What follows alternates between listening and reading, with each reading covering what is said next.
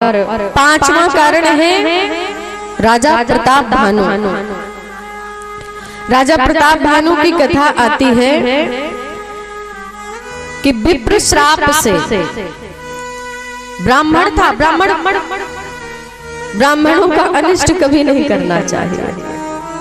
विप्र श्राप से प्रताप भानु पूरे परिवार सहित राक्षस बन गया, क्योंकि ब्राह्मणों का धोखे से अपराध हो गया था, धोखे से अपमान हो गया और ब्राह्मणों ने श्राप दिया।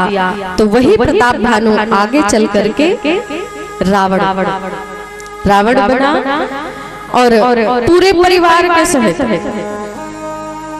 विभीषण जो चचेरे भाई है ना प्रताप भानु के, वो विभीषण बने हैं, कुंभकर्ण बना, मतलब पूरा परिवार राक्षस योनि को प्राप्त कर गया। ऐसा ब्राह्मणों का श्राप लगा। अब वो ब्राह्मणों का श्राप कैसे विफल हो, करने के लिए भगवान के जन्म का पांचवा कारण। देवी अब रावण का जो मैंने अभी सुनाया प्रताप भानु, तो क्या वो इतना अत्याचारी था कि भगवान को आना पड़ा? माता पार्वती ने पूछा, क्या बताऊं कैसा था वो? तो रावण की कथा यहाँ पर भोलेनाथ सुनाने लग जाता है। देखी अमित आपन परिवारा, देखी अमित आपन परिवारा, देखी अमित आपन परिवारा, देखी अमित आपन परिवारा। एक दिन रावण बैठा है सभा में और चारों ओर दृष्टि घुमा के देख रहा है। वाह, इतना बड़ा मेरा परिवार है, मन में बड़ी शांति मिल रही है। ये परिवार एक है, मैं जैसा चाहता हूँ बड़ा प्रसन्न हो रहा है। जय ही देशो जय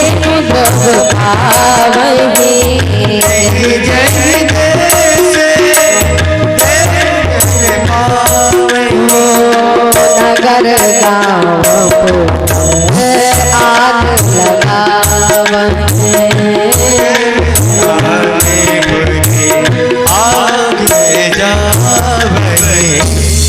अपने परिवार से इतना प्रेम करता है, ऐसा अत्याचार फैला रखा है कि परिवार में अपने किसी भी बेटे को या किसी को आदेश देता कि जाओ जहाँ यज्ञ हो रहा हो जा करके आग लगा दो। महाराज तुरंत आदेश का पालन किया जाता।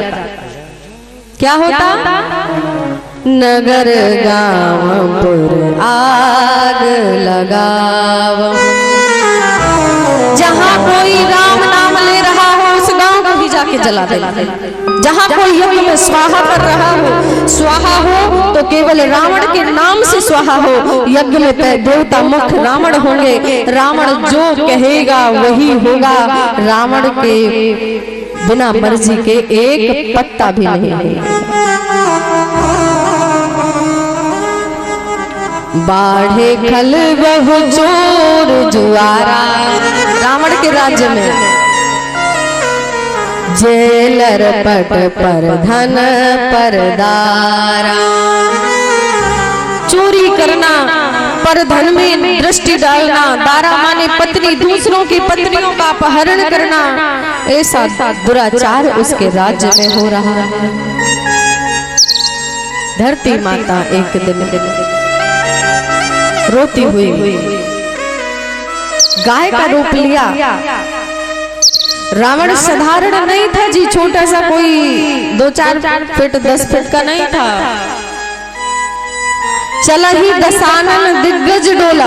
महाराज जब भूमि में चलता तो पृथ्वी माता कांपने लगती, और इतना ही नहीं नीचे के अतल वितल सुतल जाकर वहां तक इसके चलने की कंपन सुनाई दिया गया।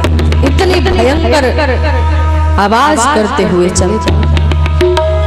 माता पृथ्वी गाय का रूप लेकर के गई और जाकर के ब्रह्मा जी के पास पहुंची, रोने लगी। मैं अब इस सृष्टि का भार नहीं उठा पा रही हूँ, मुझे अब अपनी शरण में ले लीजिए, मैं देह त्याग कर दूंगी। इस दशानन का भार मैं नहीं सह पा रही। ब्रह्मा जी ने सभी देवताओं को बुलाया, चलिए कहाँ चलते हैं हम सब मिलकर के। भगवान वैकुंठ में बैठे हैं ना, नारायण भगवान।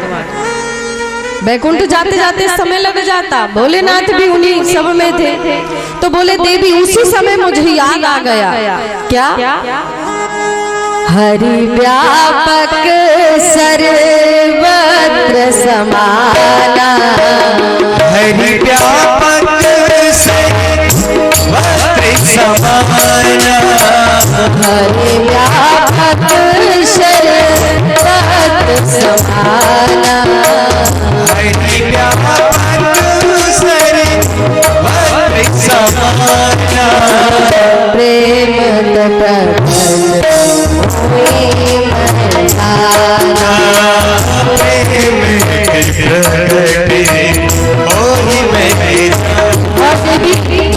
इतना ही नहीं, मैंने जैसे ही कहा हरि व्यापक सर्वत्र समाना, वहां वैकुंठ जाने की क्या आवश्यकता है? भगवान को सर्वत्र में कहीं भी उनको पुकार लो। कैसे? मैंने भी एक बार पुकारा था, प्रेम ते प्रकट हो मैं जाना, मैंने जान लिया है।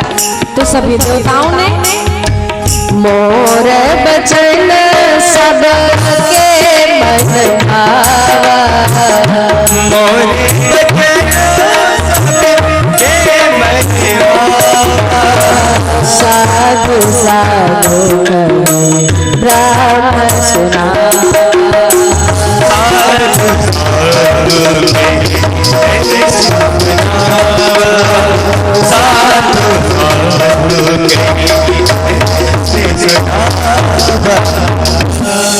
मेरा कहा हुआ वचन सबको वाह वाह। ब्रह्मा जी कहते हैं वाह वाह, क्या बात है भोले बाबा, सही समय में सटीक बात आपने कह दी बिल्कुल। क्या क्या जाने की आवश्यकता, यही भगवान को प्रकट करो ना, प्रेम ते प्रकट हो ही मैं। और महाराज सभी देवता स्तुति करने लगे, बोलिए शंकर भगवान की। किसी भी देवी देवता की कृपा प्राप्त करनी है ना, तो पहले भोलेनाथ की सेवा करनी पड़ती है। करके देख लेना, और जिसने किया है पहले भोलेनाथ की सेवा के बाद में आप राम भक्त बन गए, पहले भोलेनाथ की सेवा के बाद में हनुमान भक्त बन गए, पहले भोलेनाथ की सेवा की तो आप राधा भक्त बन गए।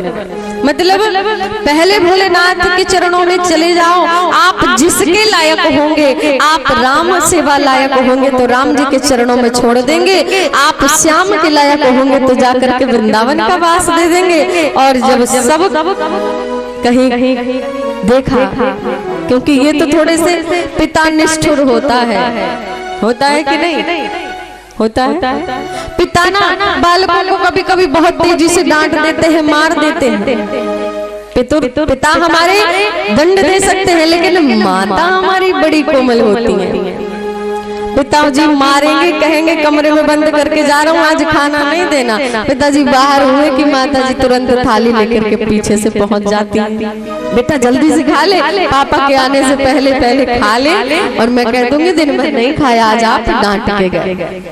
तो अगर उनके लायक नहीं है तो हमारी श्यामा श्री किशोरी जी के चरणों में लाके छोड़ देंगे। उनके जैसा दयालु ब्रह्मांड में तीनों लोकों में कोई नहीं हो सकता, इसलिए पहले भोला को मनाना चाहिए। सभी देवताओं ने भोले बाबा की सराहना की। अब चलिए सब चलते हैं नारायण भगवान के पास, और जाकर के नारायण भगवान शांताकारं भुजगशयनं पद्मनाभं सुरेशं विश्वाधारं गगनसदृशं मेघवर्णं शुभांगं लक्ष्मीकान्तं कमलनयनं योगविरध्यानगम्यं वंदे विष्णु भवभयहरणं सर्वलोकैकनाथं। सारे लोक के नाथ नारायण भगवान के चरणों में हम सभी देवता प्रणाम कर रहे हैं। और क्या कहने लगे, जय जय सुर नायक जन सुखदायक प्रणत पाल भगवंता जय पधारी असुर सहारे सुता प्रिया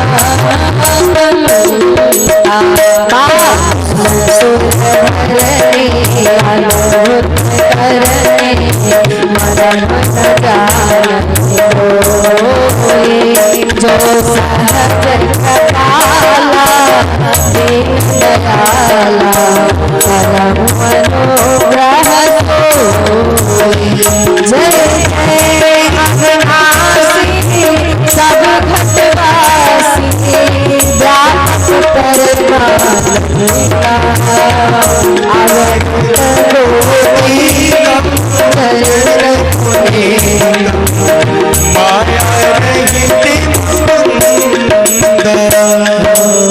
माया रहित मुकुंदा।